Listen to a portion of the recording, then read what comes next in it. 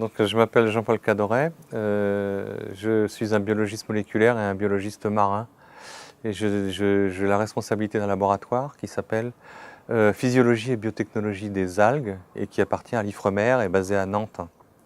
Notre préoccupation, c'est comprendre les microalgues, à la fois d'un côté biologique, qu'est-ce que c'est leur biologie, et comprendre comment les cultiver. L'idée, c'est de comment cultiver des microalgues en quantité et en qualité.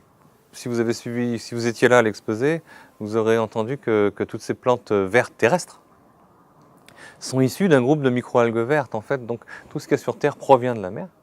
Mais en mer sont restés des tas d'algues, des tas de biologies, des tas de plantes différentes qui justifient d'aller les explorer pour trouver une molécule particulière, une enzyme particulière, un système de stockage, je sais pas, une huile particulière, un amidon particulier.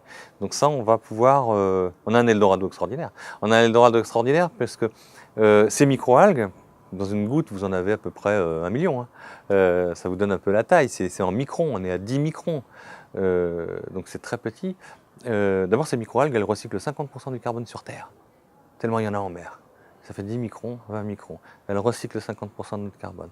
Donc ces microalgues sont manipulables. Vous pouvez les avoir dans des bouteilles, des grandes bouteilles, des petites bouteilles. Vous pouvez arriver à une manipulabilité qui est très très intéressante. C'est un petit peu comme si vous aviez un champ de blé dans des grands tubes.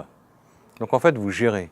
Vous n'avez pas à vous préoccuper, est-ce qu'il va pleuvoir, est-ce qu'il y aura trop de soleil, est-ce que la saison va être passée. Vous avez des plantes dans des tubes énormes qui peuvent être sur 1 hectare, mais qui eux sont protégés et que vous contrôlez bien mieux qu'une plante dans l'agriculture classique, même s'il faut faire très très attention. L'agriculture, elle est très bien éprouvée, elle nous nourrit, on a encore beaucoup à faire. On a d'ailleurs à s'inspirer de l'agriculture.